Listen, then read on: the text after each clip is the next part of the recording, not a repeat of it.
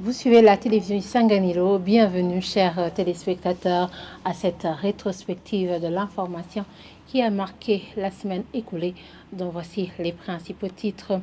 Une commission devant fixer un prix idéal du kilo du sucre a été récemment mise en place sur ordre du président de la République qui trouve que le prix de 8 000 francs décidé par la Sosumo est exagéré, annonce faite par le porte-parole du ministère du Commerce au cours de l'émission publique tenue par les porte-paroles des différentes institutions.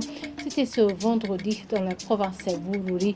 Vous aurez plus de détails au cours de ce journal et des eaux usées qui proviendraient des latrines des habitations du quartier Johero se déversent dans le boulevard de l'Indépendance devant le stade Inouari en construction. Ceux qui passent et ceux qui travaillent dans les environs disent que ça fait un mois que cette situation s'observe et demandent à l'Obura de résoudre ce problème. Voilà pour le sommaire. Les détails, c'est tout de suite.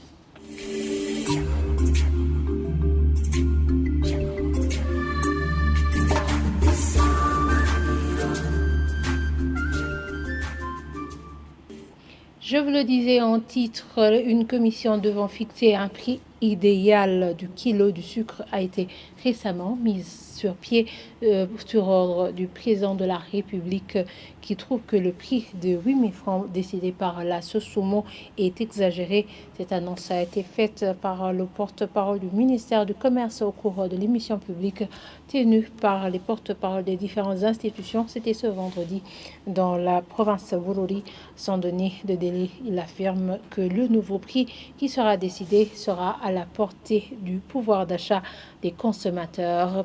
Le porte-parole du ministère de la Santé également a fait savoir que plus de 580 cas de variole du singe sur plus de 1000 diagnostiqués ont recouru la santé. Et continuons cette rétrospective par la page éducation. Le gouvernement devrait réinstaurer directement le système éducatif à régime d'internat depuis la 7e, comme dans le passé, tout en prévoyant le budget y relatif. C'est la réaction de la coalition éducation pour tous Bafashewike après l'annonce du président de la République que le Burundi compte rénover ce système en vue de préparer les élèves en bons gestionnaires. Le président Évariste Ndayishimiye l'a dit cette semaine au cours de la 5e édition du Forum des femmes leaders. Le vice-président de la coalition, Bafashewike, Kastien Gashiramne, trouve qu'une telle mesure devrait permettre de rétablir de bonnes conditions d'apprentissage avec un encadrement efficace. Suivez-le. Comme justement l'a dit son Excellence, Monsieur le Président de la République, en fait, l'internat offre une très bonne occasion aux élèves de vivre ensemble et aussi de créer une sorte de fraternité au sein des élèves et aussi d'entraide. L'internat offre de bonnes conditions d'apprentissage aux élèves, d'autant plus qu'en fait, ils vivent juste tout près de l'école, ils peuvent avoir le temps suffisant pour apprendre et aussi ils sont encadrés, ils sont avec des encadrés qui peuvent les aider à organiser les temps d'apprentissage. Et nous demandons alors au gouvernement justement de mettre en application ce projet et aussi de prendre des mesures d'accompagnement, d'autant plus qu'en fait l'internat demande un peu de moyens financiers de plus parce qu'en fait les élèves auront besoin de vivres de plus, des lits, des tables et ainsi de suite. Et raison pour laquelle nous demandons à ce que le gouvernement augmente le budget alloué au secteur de l'éducation.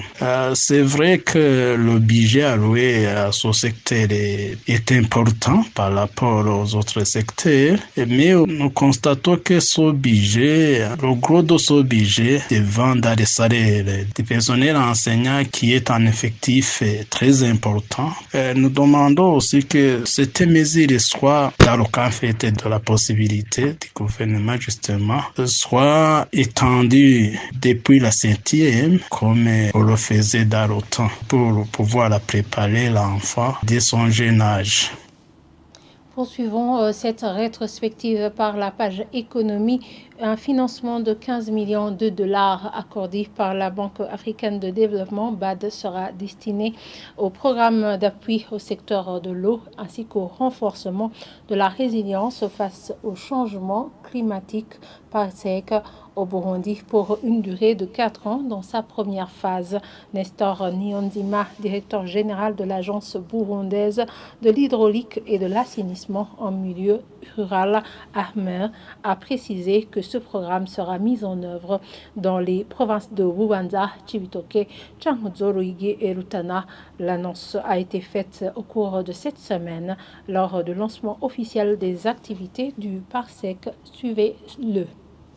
Nous venons de lancer officiellement le projet PASELEC. C'est un projet qui a pour but d'améliorer les conditions de vie de la population à Mier-Irar en ce qui concerne l'accès à l'eau potable et à l'assainissement de base. Effectivement, les conditions de vie de la population seront améliorées dans ce sens que il y aura construction des systèmes de réseau d'eau potable dans les 5 provinces, mais aussi la construction des infrastructures d'assainissement de base, sans oublier la mise en place, si vous voulez, des coopératives agro-pastorales pour effectivement jouir des ressources en eau que Dieu nous a données, afin, si vous voulez, d'utiliser rationnellement et les ressources en eau potables. Et il y a aussi 3 provinces qui vont bénéficier des appuis en termes d'études des réseaux d'AEP et qui, si vous voulez, pourront être financés dans la deuxième phase du projet. L'enveloppe globale du projet PASELEC phase 1 parce qu'il y aura d'autres phases qui seront développées par rapport à la mise en œuvre de la première phase. Donc effectivement, la première phase a un budget, si vous voulez, d'environ 10 millions d'unités de compte, ce qui arrive à 15 millions de dollars. Et vous comprendrez que c'est à 45 milliards de francs. Et la contrepartie du gouvernement du Burundi a été, si vous voulez, significative parce que ça arrive à 1,33 millions d'unités de compte. Et on doit effectivement remercier infiniment le gouvernement du Burundi qui a déjà disponibilisé cette contrepartie. Le secteur privé, c'est incontournable dans l'atteinte des objectifs de développement durable. D'abord, nous avons compris qu'il y a des gens qui pensent que l'eau est gratuite, vous voyez, en milieu rural au niveau des robinets, mais il faut comprendre que l'eau c'est très cher. La tuyauterie n'est pas gratuite, les fers à béton ne sont pas gratuits, les moellons, vous voyez tout ça là. Donc, au niveau du modèle de gestion, nous comptons beaucoup plus faire intervenir le secteur privé dans le sens de la gestion des infrastructures, par exemple une adduction d'eau potable, pourquoi pas ne pas mettre un privé qui pourra gérer ce réseau-là en conformité avec la HAMER, l'Agence burundaise de l'éducation et de l'assainissement Mier-Irar, mais aussi avec la commune qui est le maître d'ouvrage, via des contrats qui pourront être signés, des contrats d'affermage. Toutes les parties prenantes puissent, si vous voulez, être conscients de ce qui les attend, que ce soit les bénéficiaires. Donc ici, on va mettre un accent particulier sur la participation de toutes les parties prenantes. Poursuivons par la page santé, promouvoir les bonnes relations entre les employés et les employeurs permet de préserver la santé mentale en milieu du travail. C'est du moins les explications du Dr Godeliev Nimbona, spécialiste dans le traitement des maladies mentales. C'était ce jeudi 10 octobre, journée portes ouvertes au centre neuropsychiatrique de Kamenge, dans le cadre de la célébration de la Journée mondiale de la santé mentale. Selon cette experte, le mauvais environnement dans le milieu de travail impacte la santé mentale des travailleurs. Suivez-la. Les activités à prioriser, promouvoir la santé mentale au lieu du travail ou bien dans la communauté, c'est de promouvoir de bonnes relations entre les individus. Que ce soit les personnels entre eux, ou bien que ce soit les employés et les employeurs.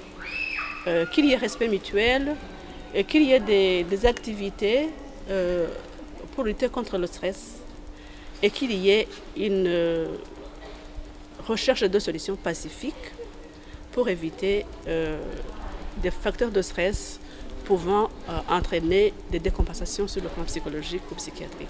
Il est très important que chacun prenne l'initiative de garder de bonnes relations partout où il est pour éviter de créer un stress qui peut entraîner un problème de santé mentale chez d'autres.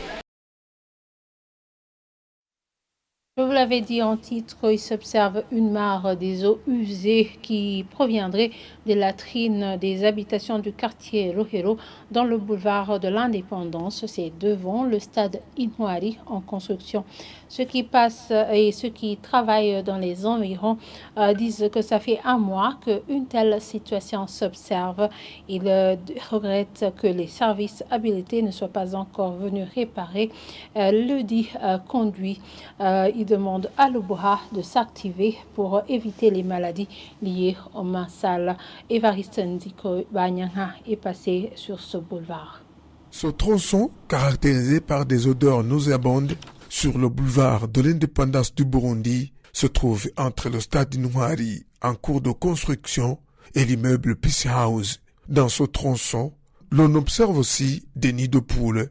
Ces nids de poules sont pleins des eaux usées de couleur noire qui dégagent des odeurs suffocantes. Près de l'entrée du stade Inouari, c'est là où ces eaux proviennent.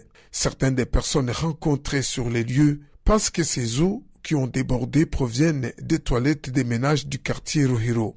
Les piétons qui passent dans ce boulevard, une fois arrivés dans ce tronçon qui pue, ils se précipitent en passant tout en bouchant leur nez, de même que les propriétaires des véhicules qui leurs engins risquaient de perdre les accessoires dans les nids de poules, mais ces derniers craignent de s'exprimer à ce sujet. Une des personnes travaillant près de ce tronçon indique que ces odeurs inhabituelles provenant de ces eaux usées et des toilettes où se soulagent les ouvriers en train de construire le stade Inouari constituent le danger pour leur santé. Ces eaux constituent un danger pour notre santé. On est là durant toute la journée, mais sans paix à cause de ces odeurs suffocantes. Ici devant, il y a aussi une toilette qui dégage des mauvaises odeurs, surtout quand il pleut. Nous sommes vraiment menacés. Cette femme ajoute qu'en collaboration avec ses collègues, craignent des maladies liées aux mauvaises conditions d'hygiène et lance un cri d'alarme à l'Obuha. Nous demandons que ces conduits de ces eaux usées soient bouchés pour nous protéger contre les maladies, pour que nous ne puissions pas attraper ces maladies épidémiques. Ceux qui passent ou ceux qui travaillent près du boulevard de l'indépendance du Burundi, surtout près de ce tronçon qui pue, disent être scandalisés de voir une période de plus de mois passée dans une telle situation au centre-ville, notamment dans une place touristique, dite boulevard de l'indépendance du Burundi. Merci à Évariste Ndiko Banyanga et Yannick Remezo pour ce reportage. Voilà, c'est ici que nous clôturons cette rétrospective de l'information qui a marqué la semaine écoulée. Merci de nous avoir suivis et très bonne suite au programme sur la télévision Isanganiro.